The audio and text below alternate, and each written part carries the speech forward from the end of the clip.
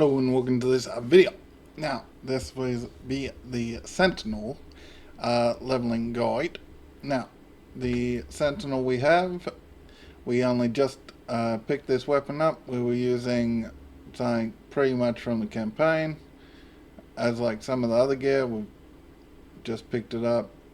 So, as you can see, a lot of it's still quite early stuff, and we haven't even picked up idols. They haven't dropped. So, unfortunately, as far as that, we are below what we would like. Obviously, we'd like them all full. We're res capped. Obviously, strength based.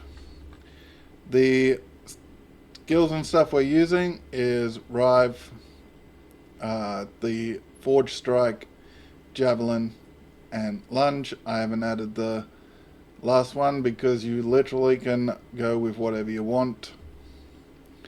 The Javelin, obviously I went the Forge Guard.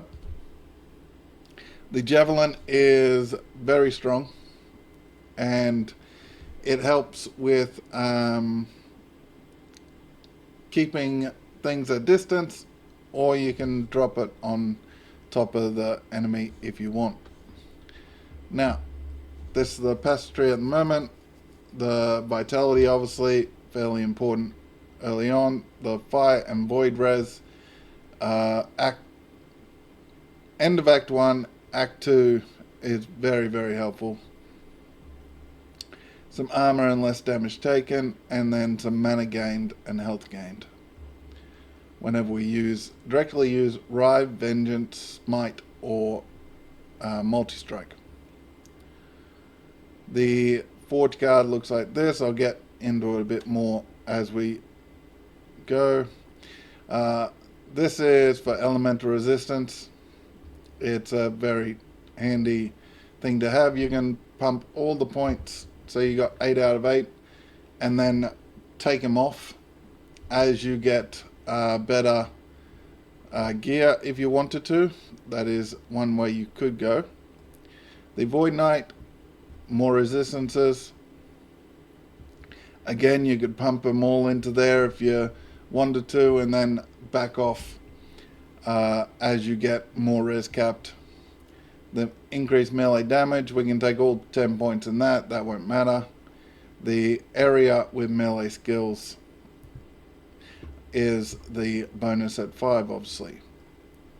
Now, the Forge Guard part, we've got strength, because obviously we're strength based, and then the 5 points gives us attack speeds with swords, which doesn't matter for us, but bleed chance with axe, 75%. That's what we have it for. You can take this, and you can take 5 points to get the bonus, or you can take all 10, up to you.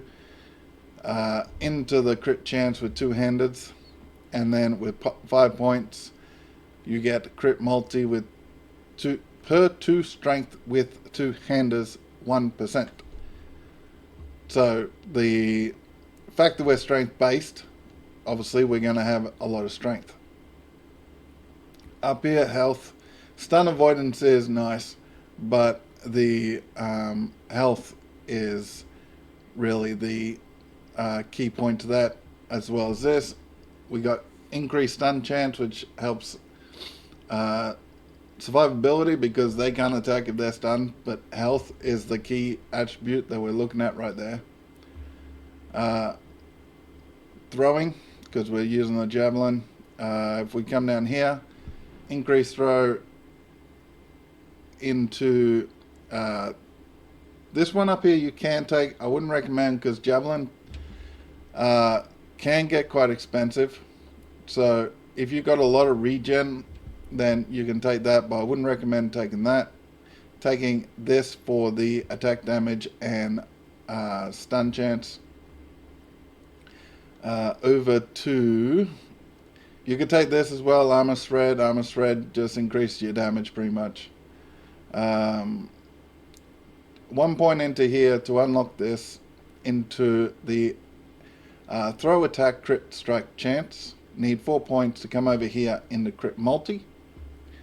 and then every time we get some dex on our stuff, we obviously can get that bonus as well. Down here we don't need because we're not using a shield.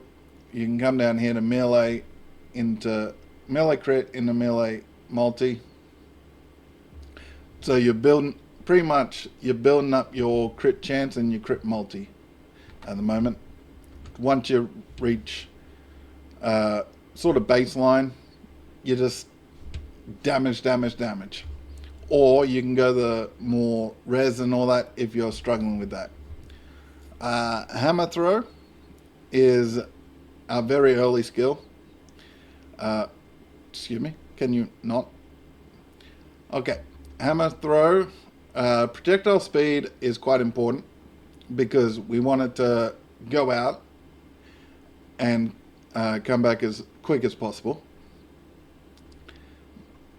The attack speed, but we obviously want to take the damage and stun chance early on.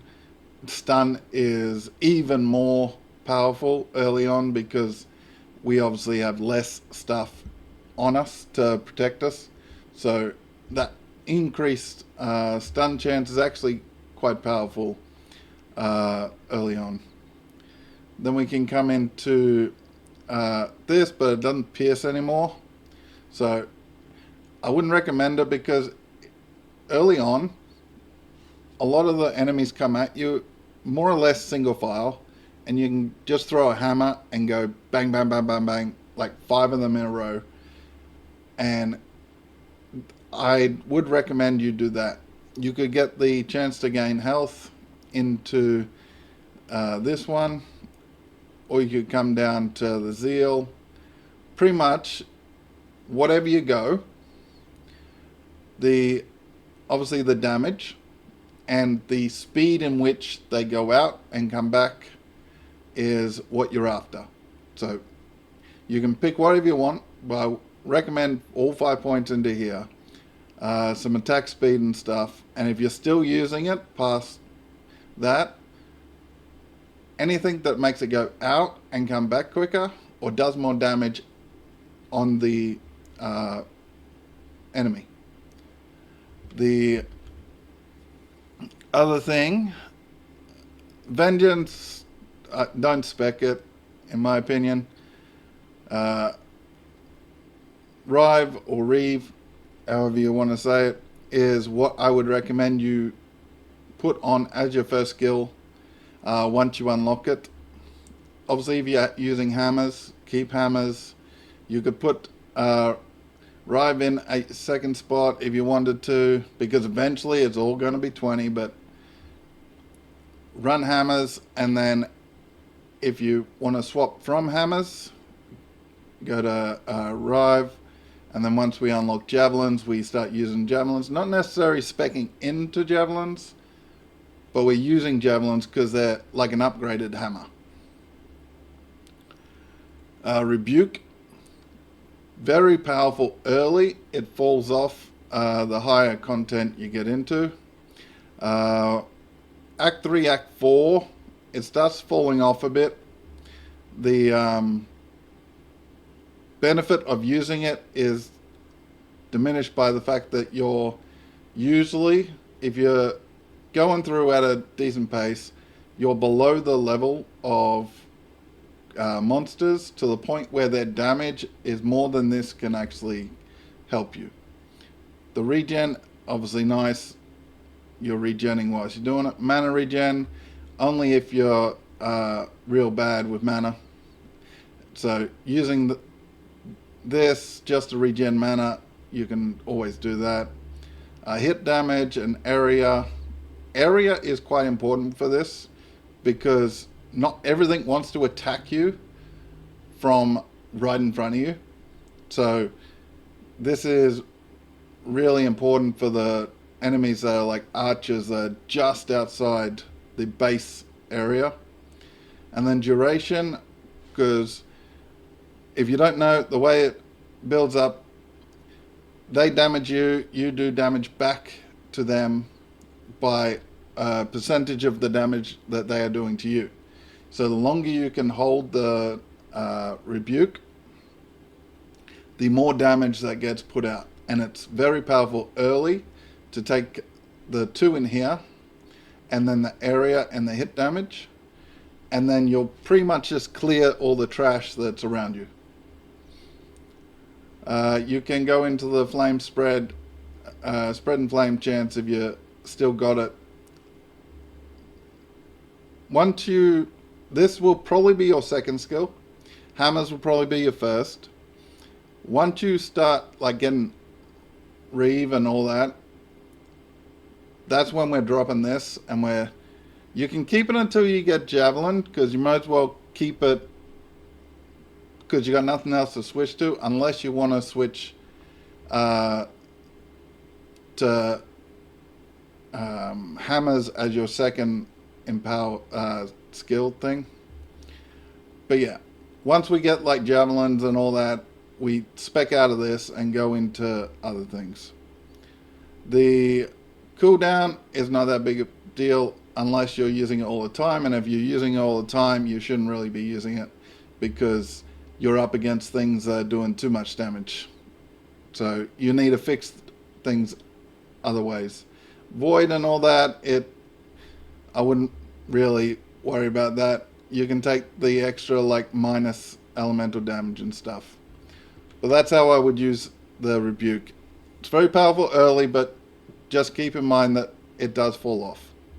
Lunge is it's not a terrible movement skill or a skill, but it's one of the worst movement skills in the game in my opinion.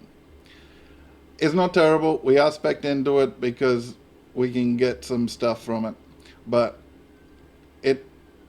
you need a target. Unlike some of the other movement skills where it's, I want to go over there, so you go over there. And then we start getting into this sort of stuff. We obviously went forward strike. Forward strike's a nice little extra damage. We're really using Rive and Javelin for our main damages. Manifest Armor.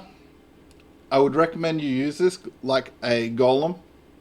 Here's your meat shield.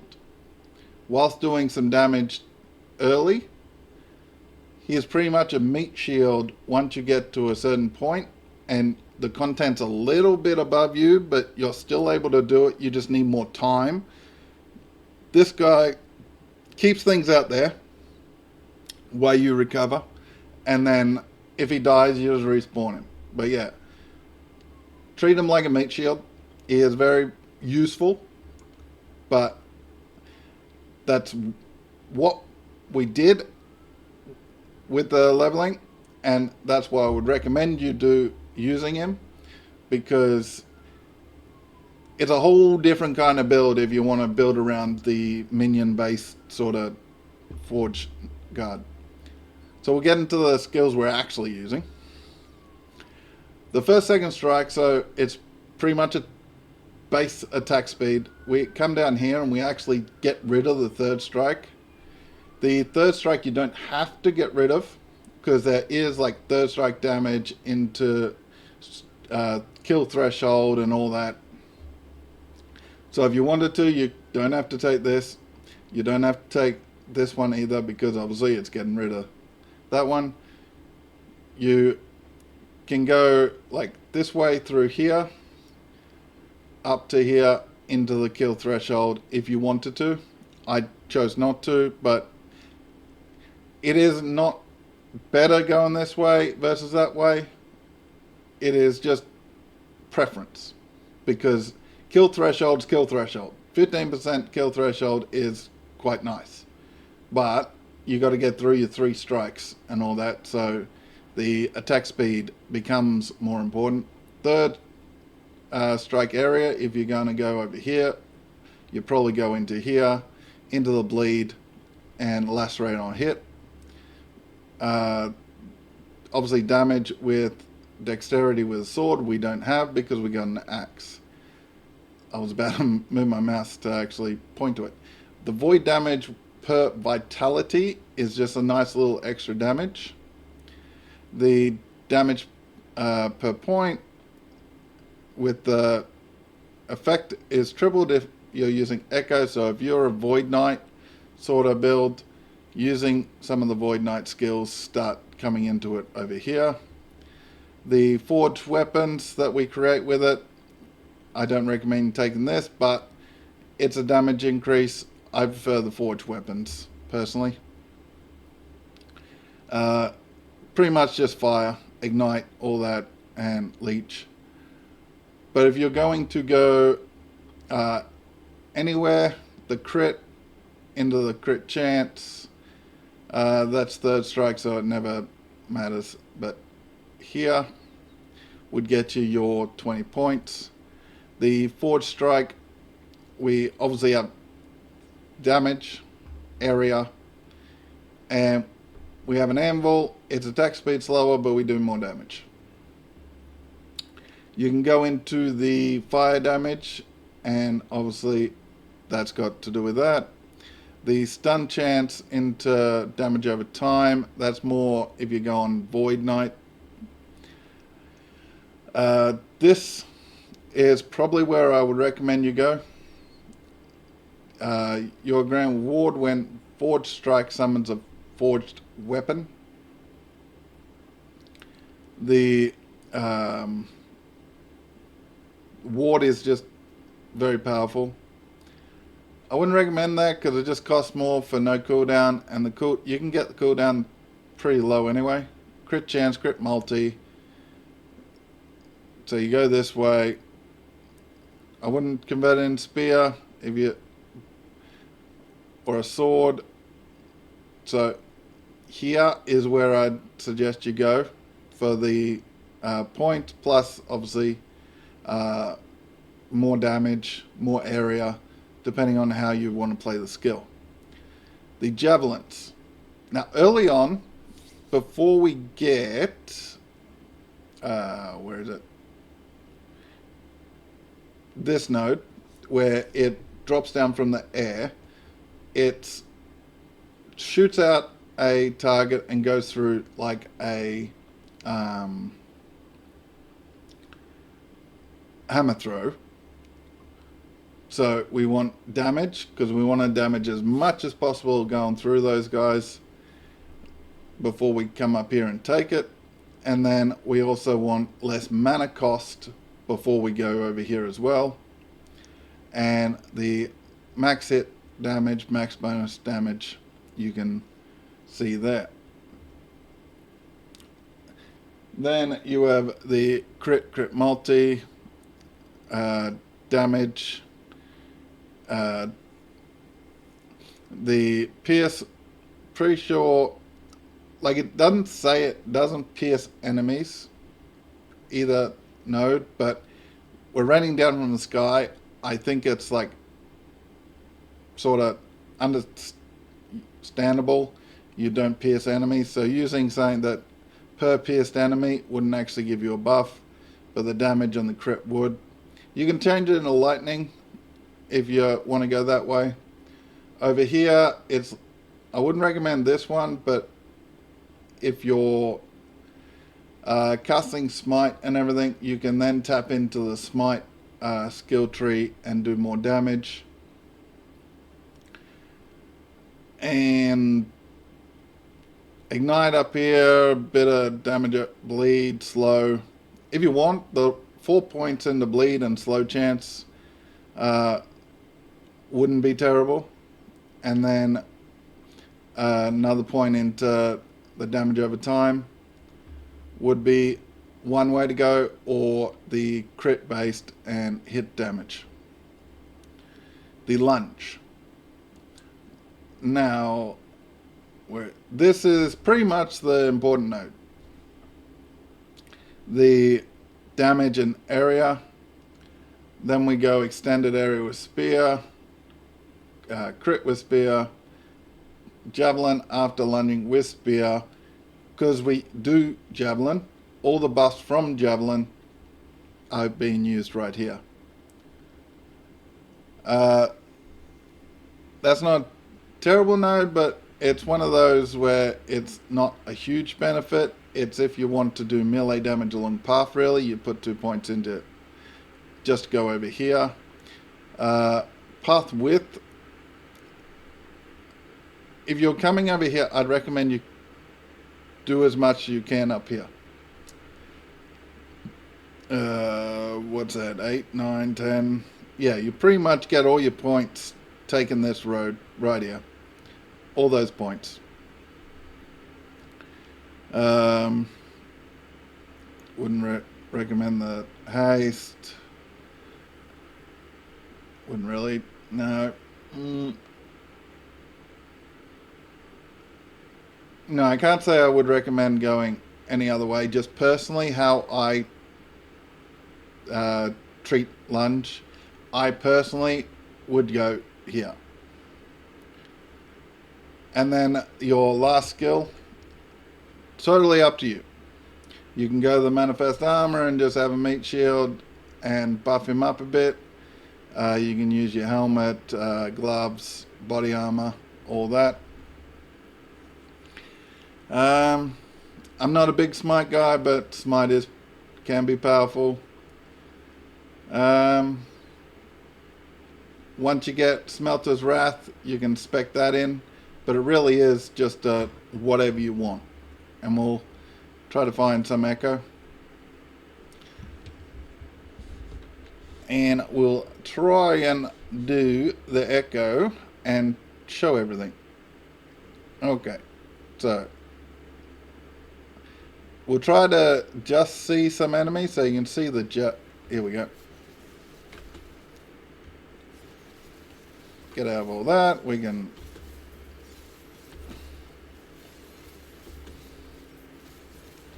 And you can see, Rive is quite strong with the forged weapons. I won't attack. This is just the forged weapons. I'm not doing any damage. This is why I prefer forged weapons over turning them into scrap. Because they are just going around, going to town on things.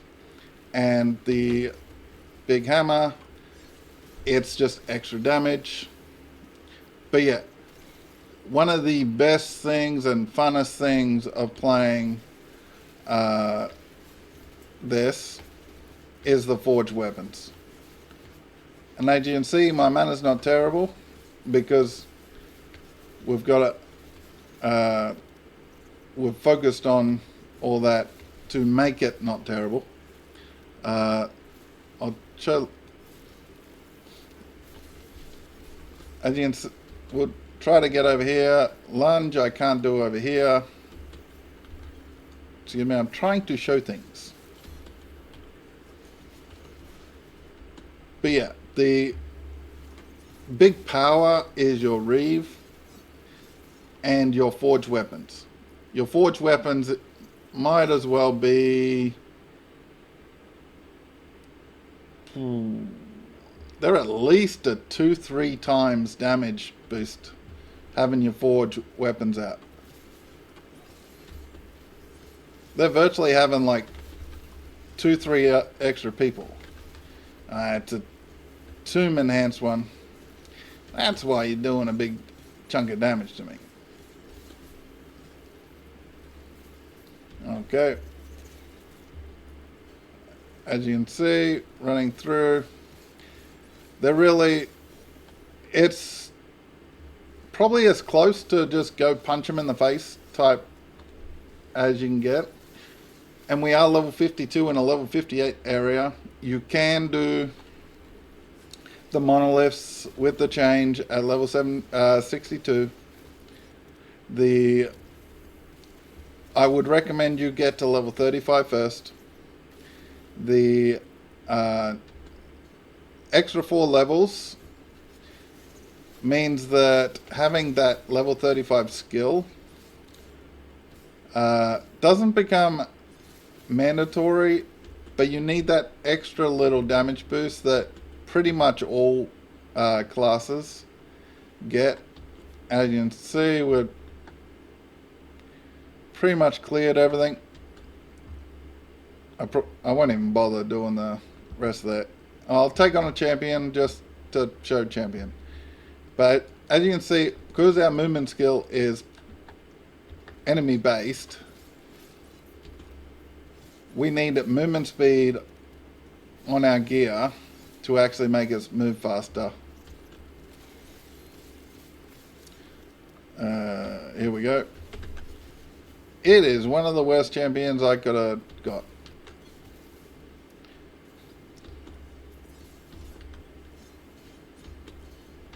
This one does a lot of damage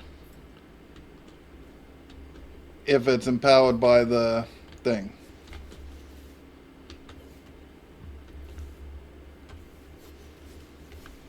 But you can see our javelins. We can do damage far off. But yeah, we probably got a big chance of dying because of the tomb modified snake lady. If she wasn't tomb modified, we'd be fine.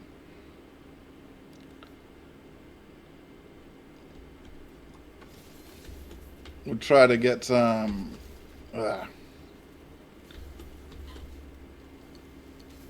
because they give no room. Yeah, we're dead. We're dead, we're dead, we're dead. Whoop. Yeah. Didn't really stand a chance there. Yeah, that one champion was the reason. She is way too powerful in the ability to hit, and because the level damage is so much higher than what we are at the moment, our fizz res, and obviously we could do with a bit more armor, but we do have just what we got. It's solo self-found. But yeah, that's what you don't want to run into. Champion, everything else should be fine. As you saw, we were just running around showcasing that one champion. Just take it as bad luck. But yeah, hopefully this is helpful and showed you some of the ways you can go and progression and all that. But we do where is it, decent damage for level 50. I have done a level 62 area with a character that's level 34 after the campaign. Didn't put the level 35 skill on once I earned it. Did all of the level 58 monoliths, couple of 62 without adding any points, anything. We were as if we were out of the campaign. I died once because I was surrounded by 3 tomb modified rares and they all wouldn't give me air, and that's the only time we died. Campaign monoliths, 1 death. So it is possible to take all these classes to the new monoliths and complete them. I'm not saying it's going to be a cakewalk. It's not meant to. It's just meant to be a shortcut. But hopefully that was helpful and you can see the way you can go. Let me know what you think and I'll catch you in the next video. Goodbye.